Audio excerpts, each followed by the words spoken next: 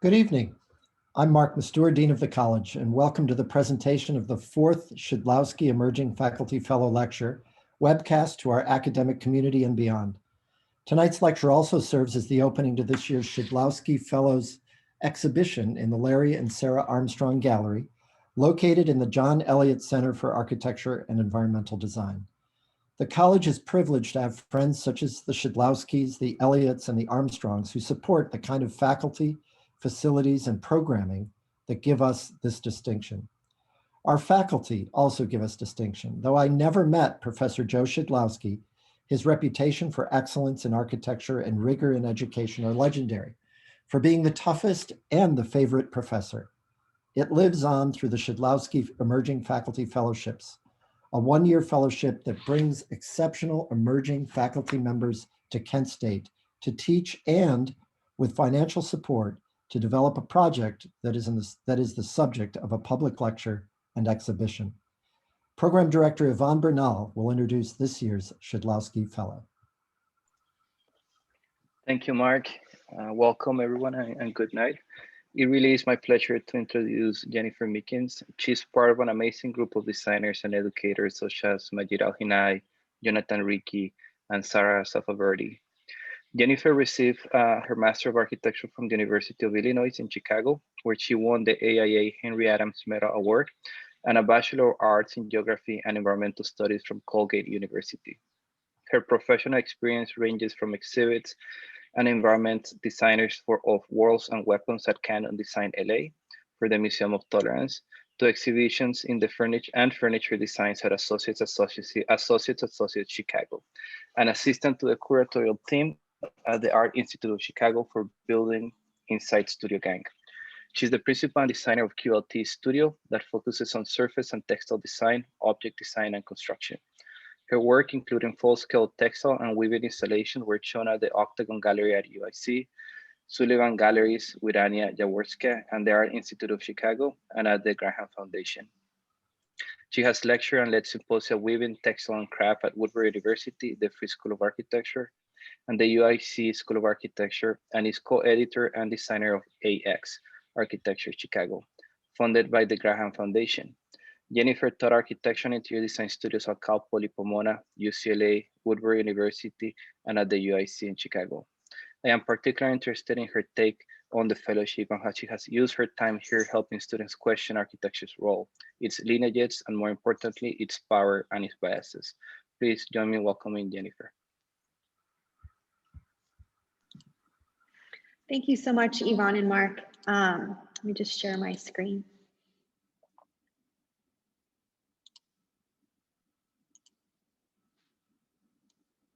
Are we good? Okay. Hi, everyone, and thanks again. My name is Jennifer Meakins, as we said, and I am 2020-2021 Shidlowski Emerging Faculty Fellow. This has been a year. When I was selected for and offered the fellowship last summer, this country was just beginning to come to grips with the pandemic, while thousands marched and protested for racial justice. Today, hundreds of thousands have now died from COVID, and millions have and continue to die because of systemic racism.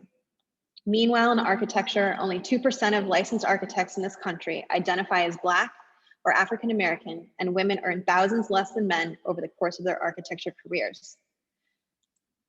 The act of building takes a long time, and similarly, the architecture profession is like a gigantic ship stuck in the sand. What are the forces that keep the ship, or a profession built on racist, misogynist, colonial, and capitalist foundations, upright and immovable? How does architecture uphold and perpetuate systems of power? How do we recognize the ways we, architects, contribute to racial and social injustice? Or how do we get our peers to acknowledge that there is a problem? Architecture touches everything. The built environment is a setting for all of our lives, but it is not equal. Despite persistent calls for social and racial justice, there is a deafening silence broadly from the architecture profession and practice, as if our work designing and constructing is immune from addressing our complicity in upholding systems of power and injustice. A simple black square or independent consultant won't fix the issue. Meaningful interrogation and action is being led by grassroots organizations, students, and a few practitioners and educators. Yet without widespread and dramatic changes in our methodology, labor practices, and cultural references and standards from institutions and firms, we will continue to perpetuate an unjust world. Architecture is not neutral, and that is where this fellowship began, where the exhibition begins, and where I will begin this presentation tonight. As the beginning of the profession's pipeline, it is so important to work closely with students to not just conduct research and analysis, but to open up our dialogues to include discussions on race, gender, political systems, or as many of my students put it, politics and architecture. The work presented was researched and produced by students and myself in a fall studio and a spring seminar from the undergraduate and graduate architecture programs here at Kent State University.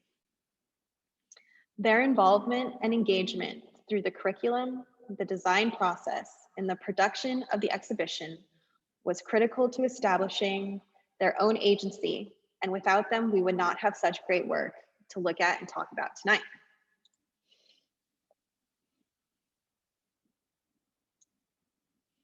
Looking through the lens of social justice and inequity, the students used 7 common building elements: doors, windows, walls, ceilings, floors, stairs, and columns to evaluate the role of architecture on the physical and psychological forces of human behavior. The deliberate and rigorous use of the language of architecture, the drawing, seeks to speak to architects of the urgent imperative to address architecture's conscious and unconscious biases, blind spots, and harm through the role of elements in our everyday lives. I would like everyone to take a moment to visualize an element that you interact with every day. The stair in your house, the door from the outside to the inside. What is your perception of that object? Does it go beyond ornament or utility? Think about the presence of elements in places of power, the US Capitol steps or the windows of a prison cell. What is your immediate reaction to these places? Do these elements influence your perception of that place, of the people who work or are imprisoned there? What are these perceptions? Whether consciously or unconsciously, we all carry architecturally based opinions and biases. What is safe? What is acceptable? At the human scale, the architectural element has direct relationships with our behavior and our experience in a space. Today, we view these elements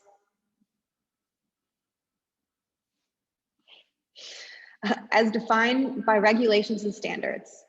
Revit families, CAD blocks, passed on and on without question or thought to its authenticity.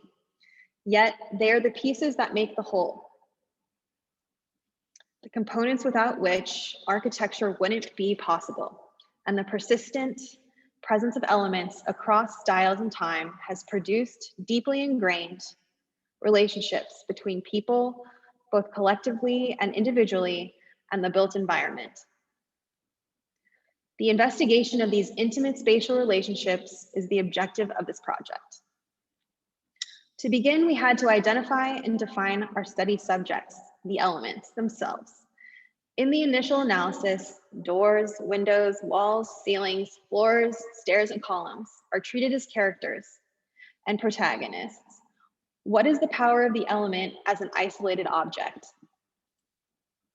Each element was researched, analyzed, and sorted from historical and contemporary perspectives, from Vitruvius to Koolhaas, characteristics ranging from materials, size, scale, and use were collected from the perspective of injustice, inequity, and power. As you can probably imagine, the definitions are varied, yet consistently the documentation and consideration of emotional experience, behavior, and perception has been pushed to the outskirts of the disciplinary boundaries of architecture. The use of elements as physical objects are deployed to segregate, isolate, exclude, and hide. The long history of these uses against entire populations of people has created enduring psychological perceptions that continue to perpetuate inequity. Within the studio class, the element research was intended as anti-precedent studies. How can we disrupt the default and the typical uses of the element to counter white supremacy and power?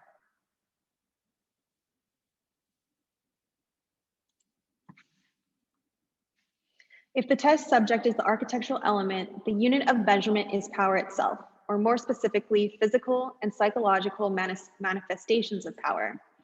In these analyses, power is understood as an amorphous force, not defined by any one person, place, or system, but rather as something both positive and negative.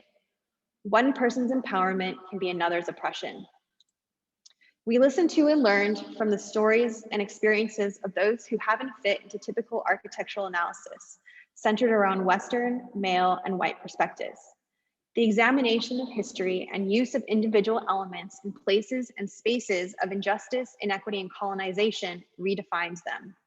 They become actors on behalf of power, where the element is the mediator between the subject and the oppressive force, be it a single person or an entire system.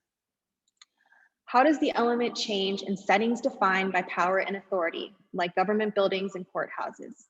While physically, the column has ranged from purely structural to purely ornament, the use and perception of the column and colonnade has solidified into a symbol of power and authority. The window from an opening in a vertical surface to a site of protest. What about in more common settings defined by acts, the door of Breonna Taylor's apartment, the ceiling and lighting of an ICE detention center, the floor as a platform of surveillance, the wall as a racial demarcation line, and the stair as an appropriated stage. These places are all architectural. The elements theoretically the same building codes apply to all of them. But there is no separating the architecture from the forces of power which either help to build it, use it, or breach it. Inspired by New York Magazine's approval matrix, we use the highly scientific method for plotting specific characteristics of an element against the mediations of power in the built environment, as established by Kim Dovey. The two examples here, produced in the studio, the column by Christina Barra and the window by Jaye McWilson, redefine their respective elements as symbols of supremacy and objects of physical intimidation and tools for identification and communication. Jaye researched the role of the window from a form of women's liberation to a tool of unequal policing and an expression of protest. What is the value of a life versus the value of a window and what's behind it? Architecture is inextricable from these histories and consequences. The elements acquire new identities beyond just objects in architectural space. Here we study the elements as sign, barrier, threshold, where the role of the element changes between not just location, but between individual people, even a single act. These differences are critical to these analyses as we rely on the stories and experiences of others, not just ourselves, to inform our perception of space. As there is no single manifestation of power, single form of an element, or one experience of a space, the matrix shown in the gallery and on the screen here attempts to plot just some of the identities on numerous axes. In one instance, a door may act as a barrier, while in another, it may act as a communicator. Think back to when I had you reflect on the element at the beginning of the presentation. Each person would likely place the characters in different locations depending on their own experience and perceptions. Architecture is not binary, despite our best attempts to treat it otherwise. The shades of gray and in-between definitions of the elements proves that there is no one way to experience the world.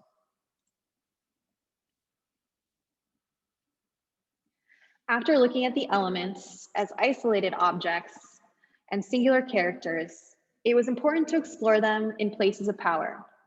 We generally identify the official architecture of governments and nations as physical manifestations of political power. These buildings provide space for gathering and debate while symbolizing wealth and idealism. They have much to tell us about history, authority, and the built environment. They often stand the test of time, and despite the sprawling infrastructure of a government, remain the singular symbol of its power, a place to storm, overtake, and occupy. In the exploration and study of a selection of buildings across the world, 7 were selected for diagramming. These buildings are for governing of large metropolitan areas, states, and nations. As seen here, a range of government systems are represented, from presidential republic to parliamentary constitutional monarchy. The rights and privileges of citizens vary dramatically. This research evolved out of an interest in the use of government buildings as a backdrop for political display and theater. The columns of the White House, the traditional use of the Western Stairs of the US Capitol for presidential inaugurations, or the same stairs as a site of insurrection. The past 4 years provided a case study in abuse of power, with our nation's architecture as a political pawn, made even more so by an executive order mandating an architectural style for federal buildings in DC. In continuation of the previous investigations, students examined the elements' use and role in helping to establish, uphold, and disrupt political power structures. In these studies, new theories on the roles of the elements in a variety of spaces and circumstances were tested. Each one approaches the element differently, using the drawing type, framing, scale, and organization to communicate differences and similarities between governments and their architecture. Relating government type and representation to the physical distance from the public to politicians or the ceiling form identifies how architecture is used across all forms of authority, from symbols to physical barriers and separation. The diagram serves an important role in these analyses, allowing the focus of the research to visually appear through level of detail, uses of scale, and cropping. Different from the previous studies, people are absent from these diagrams, as the architecture serves systems or the few rather than the many. Stripped of users, the elements serve to isolate and identify with the larger building down to the more specific places within. Chambers or plenary spaces were the focus of several studies, as they were viewed as spaces of decision-making where just the presence of the people could be seen as physical disruptions. In the study of the floor, for example, Claire Kiefer isolates the physical distance from public and media viewing areas to the politicians in order to relate proximity to transparency in the governing process. The analysis provided an important baseline for relating architecture down to the element and places defined by power. Understanding the enduring use of the US Capitol as a backdrop for evoking 200 years of authority, projecting democratic ideals, and upholding traditions and norms during that time, 200 years of systemic inequity, gives us valuable insight to move our investigations to everyday spaces of injustice and oppression. During the seminar this spring, we produced a series of case studies of the elements in the creation of space. Referencing Lefebvre's The Social Production of Space, we looked at the defining and redefining of space through interaction, history, event, and the notion of gendered and raced spaces. In common everyday settings, an apartment, a historical account, an elementary school, how does the element contribute to defining violent, disorienting, or harmful space? How does the architecture perform, assist, or feature in spaces that exclude, segregate, suppress, and silence? Starting with the architectural drawing, our common sections and elevations were used to describe space and the appearance of an element in the specific setting. For example, in the analysis of the restroom door for transgender elementary school students, the focus is on the elevation, the binary gender signs as barriers to non-binary students. The design of the public restrooms, fixtures, unchanged, is controlled by state-specific architecture design standards, politically mandating sex-separated restrooms in schools. And along with ADA code required gender-specific signage, produces a drastically negative experience, affecting mental health, identity, and sense of belonging. This is just one example of how the same standards, such as the ADA, can produce both positive and negative results depending on their use and setting. The Americans with Disabilities Act, or the ADA, as I just mentioned, of 1990 was the first set of federally mandated laws regulating architecture to prohibit discrimination in facilities through design. These initial groundbreaking accommodations for disabled Americans were a result of grassroots efforts and protests in the years leading up to its enactment into law. One of the studies by Mary Kate McCafferty in the class this seminar analyzed the use of the US Capitol stairs and the Capitol crawl, a protest leading up to the law, to demonstrate the desperate need for accessible access to even our most important places of power. Wheelchair users crawled up the stairs of the Capitol. The use of the stairs, these stairs, as a tool and site of protest, as the antagonist, redefines them.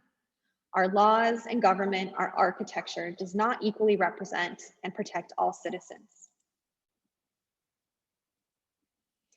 In addition to physical accessibility, how does architecture create spaces of discrimination?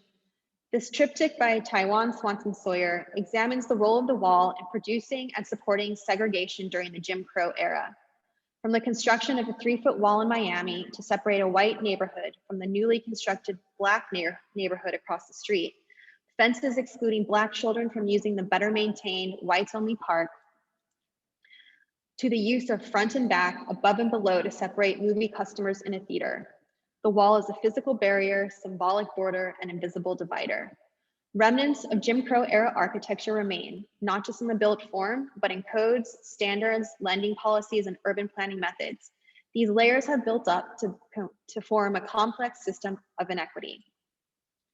Each of these spatial analyses are a graphic academic research paper, visualizing the data, the evidence, in a distinctly architectural form. As a method for case study, the steps are quite simple. Identify the event, the person, the story, and then pick apart the pieces, both physically present, like the walls, the person, or the people, but also the external forces, biases, codes, norms that contribute to the specific action or series of events. This process is a pedagogical research tool, requires a focus on the role of the architecture at a small scale, in the experiences of others, to consider the standards and defaults and how they can be changed and improved. Discussing and exposing inequity and racism through architectural space is critical to confronting and acknowledging architects' role in complex systems of power, some of which have existed for centuries. In addition, graphically illustrating history and current events in this format can also help teach and reach out to those outside the discipline to consider the built world around us and how it might be experienced by others.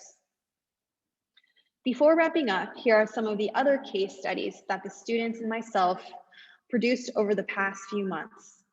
They range from the fictional yet autobiographical writing of Charlotte Gilman Perkins in The Yellow Wallpaper, to the purely autobiographical experience of confinement of Harriet Jacobs in Incidents in the Life of a Slave Girl, the window in non-contact prison visitation areas, plantation architecture and surveillance, the columns of the Ohio State House during this summer's Black Lives Matter protests, and the door of no return in 1700 Senegal. Each approaches architecture beginning with a specific element, but through the analysis of the layers upon layers of social, political, and economic forces, attempts to provide a more complete picture of the circumstances and consequences of these events and their architecture. This brings us to the present, literally last week and just the past few days when I've had time to step back and evaluate the work of the past year. In many ways, it was unfamiliar. As designers, we seek a design solution to a problem, but at the same time, there is value in the reassessment of our role as architects and as educators to help build a more just and positive world. As I mentioned above, invaluable work is being done by groups such as Designers Protest and the Architecture Lobby to change the profession. Solutions are available. Those with institutional power, white privilege, have a responsibility to enact and support change, to amplify and seek different voices, to work with and listen to communities we seek to build in and teach about.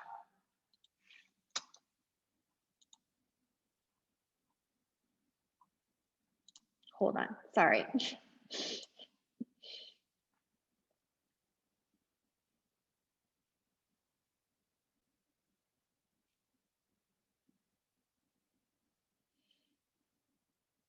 I apologize, technical difficulties. Okay, so those with institutional power, right privilege, have a responsibility to enact and support change, to amplify and seek different voices, to work with and listen to communities we seek to build in or teach about. But at a more individual scale, the ubiquity and potential of the element in architecture should be undeniable by now. They are in every project we do. This provides us with daily opportunities to reevaluate and question the standards, norms, and defaults in order to produce just spaces and better spaces. Before I sign off, I want to highlight the incredible work that the students did this year, not just in producing the work here, but navigating a truly difficult time, having tough conversations, not always having the answers, learning remotely through illness, loss, and uncertainty, along with the typical expectations of architecture education. The potential for change lives in our students. Thank you so much. Cool. Thank you so much for that.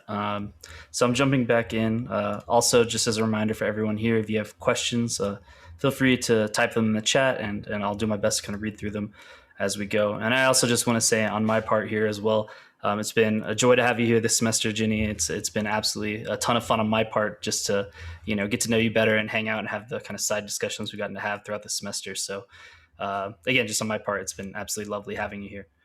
Thanks, Brendan. Yeah, thanks. And this is also a super fun thing for me because, this is like the lecture of the semester. You get to have like kind of family talk. So I think there's also something really cool there where we just get to hang out together. So we can also just go in because I see there's already one question. So we can already start grabbing a few. I'm sure people are still typing in some as well.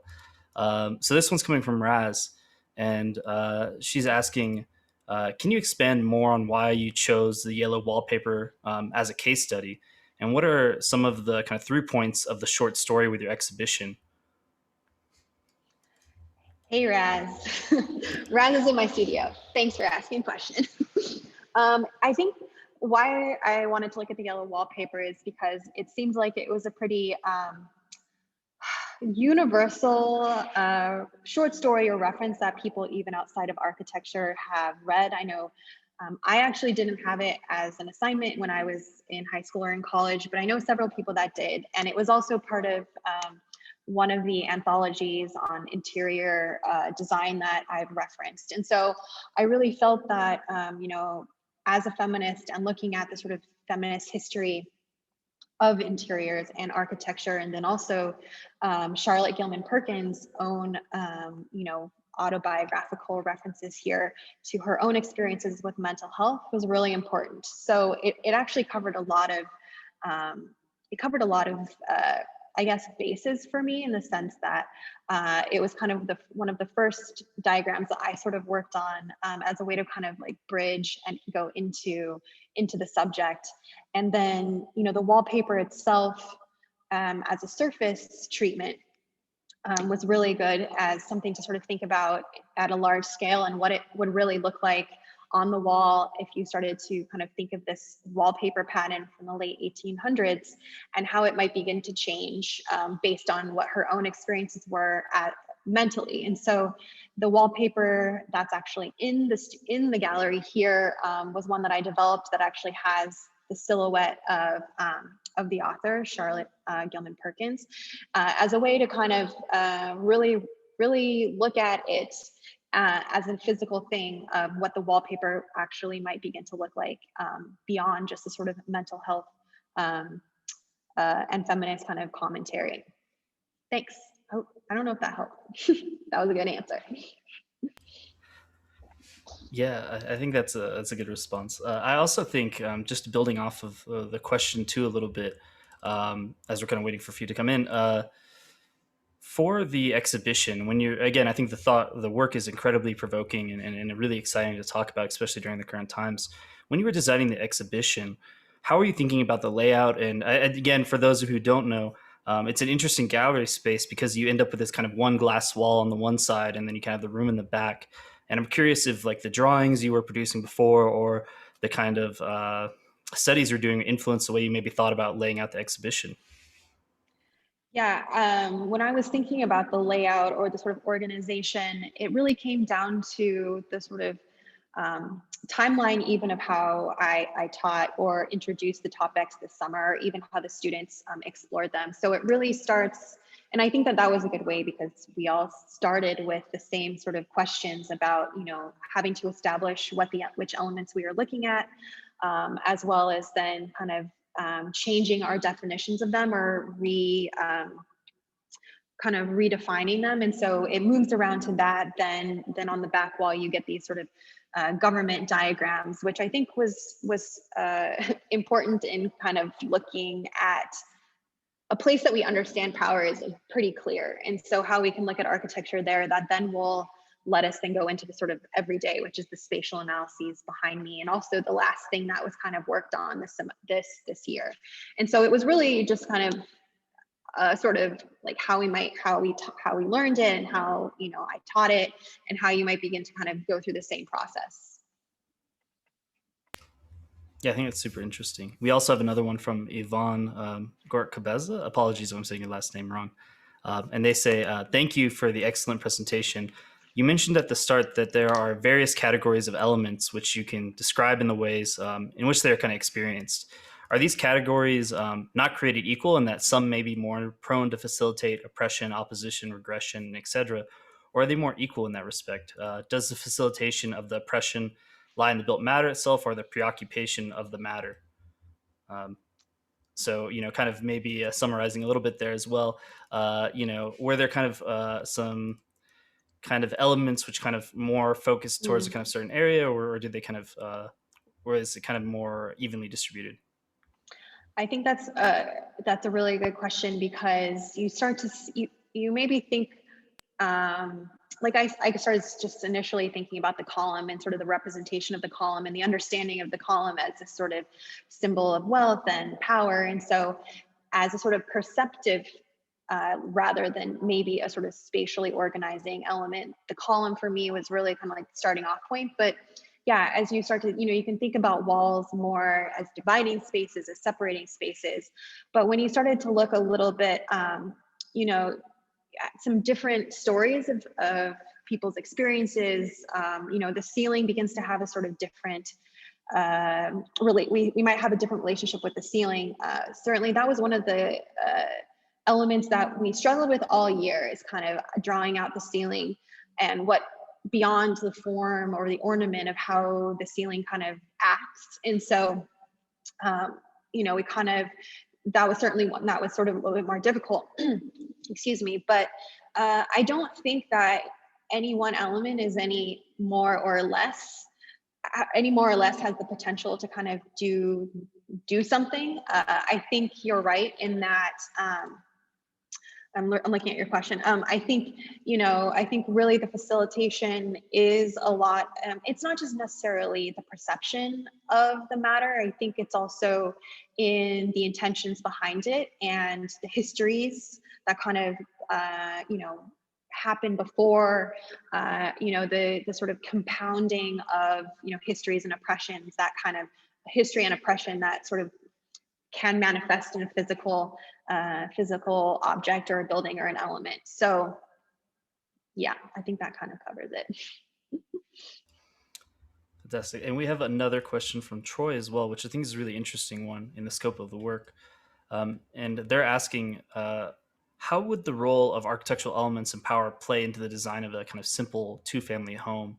So, you know, in a lot of the cases you're looking at, they're kind of across a lot of different variances. So maybe how does that go back to the residential side a little bit? Troy is in my studio and we are designing two-family homes right now. So Troy, I like the incorporation across classes. He was also in the seminar. So I think that's a really interesting question. One thing, the two-family home scenario that we are particularly looking at is in relation to the St. Clair Superior neighborhood in Cleveland. So it wasn't just the two-family home itself as like I don't think it's never just the home by itself, but it's also the sort of context in where it's built. And also, you know, you think about maybe it's not the design of a house per se, but also the availability of the house, how we kind of impose our thoughts on how people live in the two-family house.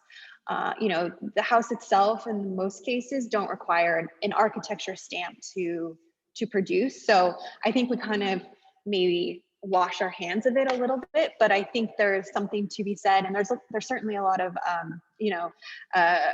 literature on domestication and the role of women and gender. But also, we're particularly interested in the studio in accessibility and thinking about multi-generational families and how living is shifting away from the single family home, right? So that's why we're even looking at the two-family home, which I think is an important change, especially when we think about the relationship between the urban and the suburban, and how the fabric of those those two conditions have been affected by power systems, redlining and things like that, building of the highway system. And so it's really never just one answer. And it's, again, like the design is I think not the answer. And I think it's really kind of understanding all of the factors that would go into someone even being able to afford a home and maintain it or feel safe. Thanks, Troy. So, good question, right? Always good to ask your professor, some of these questions. You get them on the spot. So we have another one coming in. So it also says, thank you for the presentation. With the knowledge we have now, should we as designers, or how should we as designers treat symbols of power in the built environment, e.g., kind of, et cetera, like Civil War monuments, kind of these kind of existing monumental structures that are kind of built from the past? Uh-oh. Brendan. Oh, you can hear me? Yeah. Yeah. Oh, maybe I'll repeat the question. Maybe it cut out for a second there. Apologies.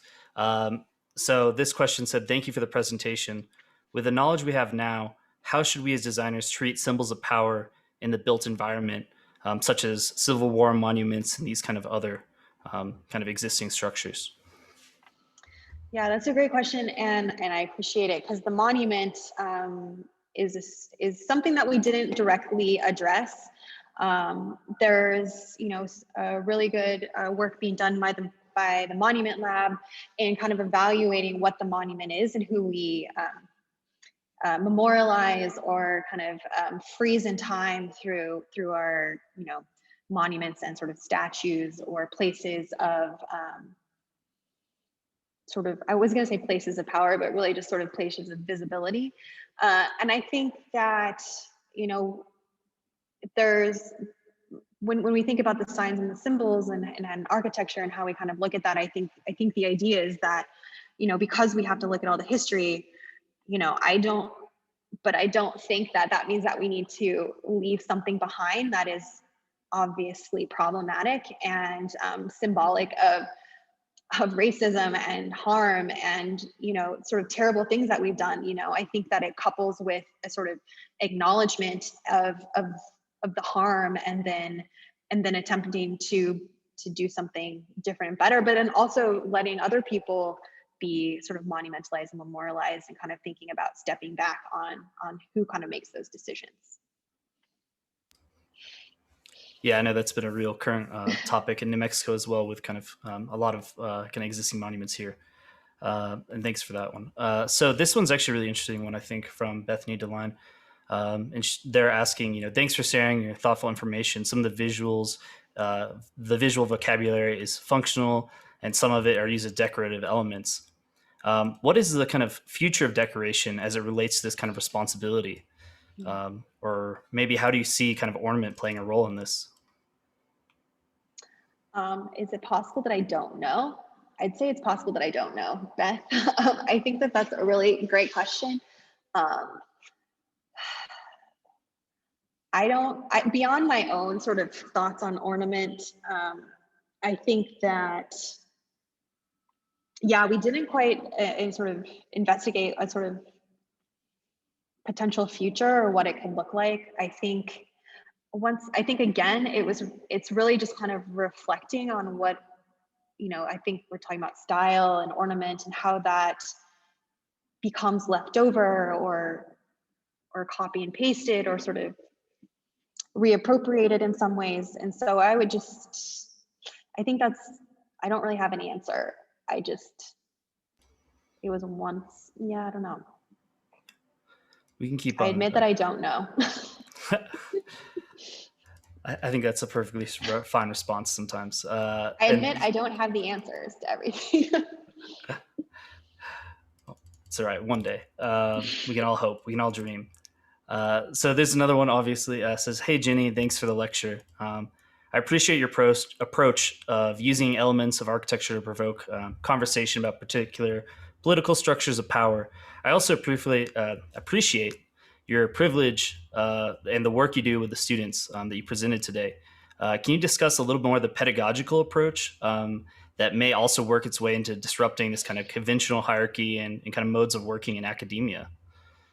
Oh, I really appreciate that question, because that was a really important aspect that's a really important aspect of my project and work in general, but also something that I was really fortunate to have the ability to try out or really work with as a sort of runner of a studio, or runner of, sort of in charge of my own classes and curriculum, but also methods. And so something that one thing is the value of the work that the students are doing, and really emphasizing, how we kind of work and what we focus on and how we begin to evaluate it.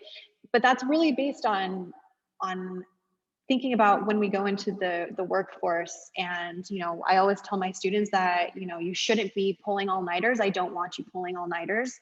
And granted, that's something that sometimes happens.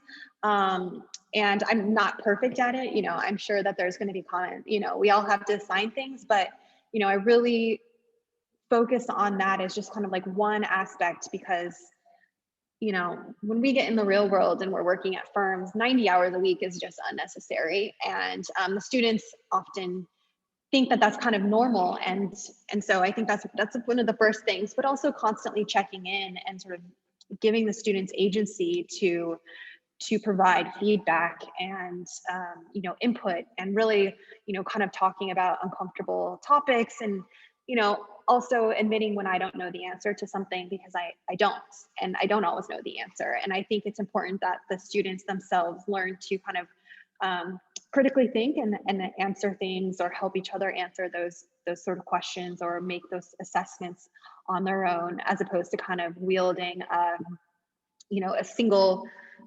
idea for how things look. I do like a line drawing. The students are probably going to say she makes us do diagrams and line drawings all the time, but in general, I try to give them as much agency as possible. So that's something that it's like a half and half of like what I'm teaching and how I'm teaching. Yeah, and I think it's such an absolutely fantastic point for any students listening, that you don't need to pull all-nighters, and I think it's more of a consistent grind than a kind of intense grind maybe. But I think jumping on to another question from Logan Ali, and they say, again, as usual, thank you for the lecture. So a lot of thank yous tonight. What are your thoughts on built elements and their influences of power at the larger urban scale? Or maybe do you have some thoughts on how do these elements kind of affect the larger urban condition?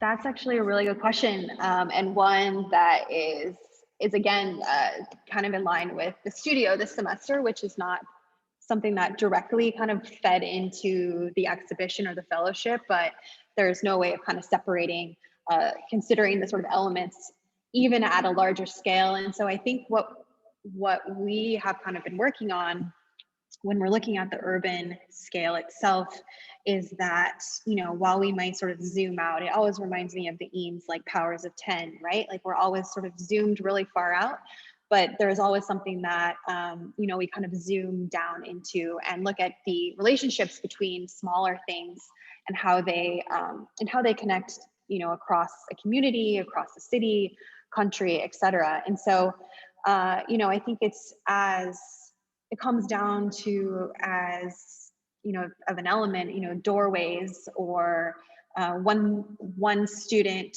Tyler, in the studio last semester looked at, while we were in the Ohio State House, we kind of considered the use of the doorway and how it's appropriated.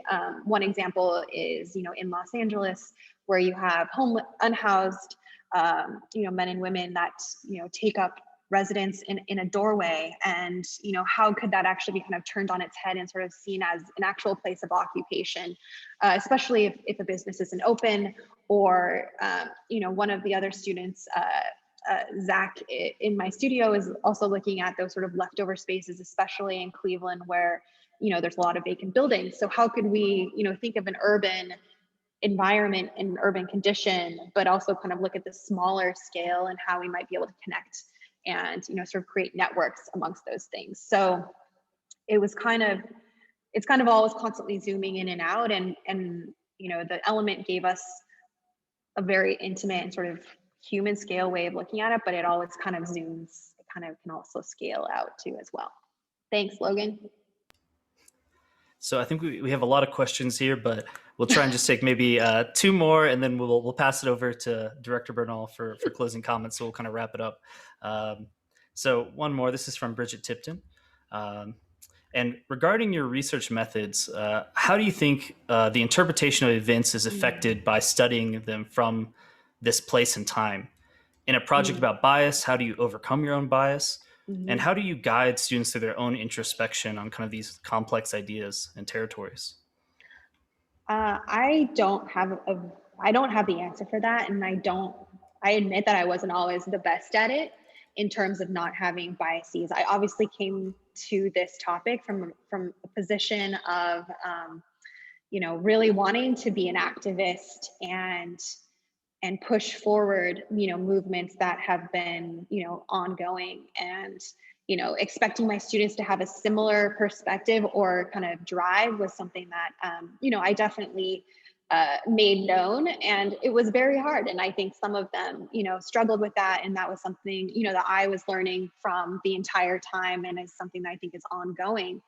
But I think one way in which I really tried to kind of, and by looking at these sort of academic or even ethnographic accounts, which is, or going back to my origins in geography, and kind of getting outside of architecture and looking at how other people study different cultures or engage with other people. I mean, it's not even just reading, but it's also talking to other people and learning from them, which is something I've also emphasized a lot in all of my classes. So I don't think there's any one thing, and I think it's impossible for us to not have our biases. I think the important thing is acknowledging them and sort of stepping back, and that's kind of where I begin to even think about the standards and the defaults. And I'm constantly asking asking why. You should always be asking why something is the way it is. Like, why can't architecture change? Why can't why does this have to be the way it is? And I think that that's constantly just something that has to happen in order to kind of work on those on ourselves, I guess. Thanks for that question. Yeah, thank you to Bridget. And this one's coming from actually Dean Mistier. So thanks, Dean, for the question. And it says, thank you for investing yourself and the students in one of the most critical issues of our day in discipline. We, architecture, is complicit, and we are so close to it that we are sometimes blind to these barriers and biases, or sets or reinforces them. You've been clear that these elements and places set up power divides. And can you think of examples or ways that in the reverse power structures can be broken down through architecture? Or is it neutrality which we should pursue? I think neutrality is not possible, in the same way that I think you can't just be not racist. You have to be anti-racist, and we have to be actively seeking for alternatives to this power structure. And I think, like I said, I'm not sure what design-wise that looks like, but I think it's looking at alternative modes of practice, whether it's collaborative work or, how we fund projects, whether it's just, we kind of think about developers and how we pay for things, or how we kind of, what our expectations are.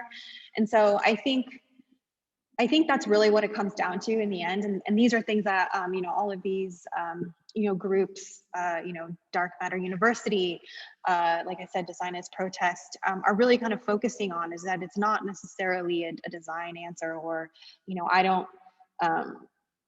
have a sort of, way of going on that, but it's really just how we do things. I think that is kind of the important thing. And then also just talking about it and being comfortable to talk about, as like I said, the students call it politics, but it's really not, right? It's really, what our sort of our ethics or our priorities are in terms of housing, making sure people have houses, how we can make sure that we are not upholding or we're not forwarding gentrification and these things.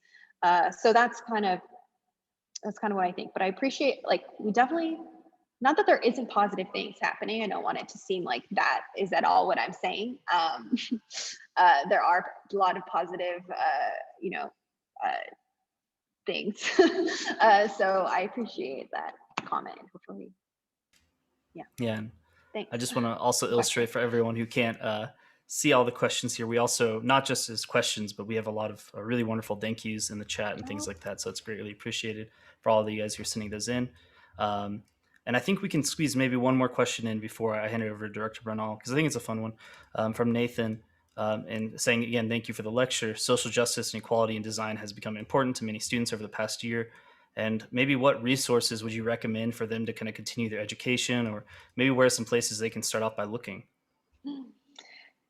That's a really good question. I've been doing just a lot of learning and resources that have been popping up all over the place. There's a lot of good, I think, race, space, and place syllabi.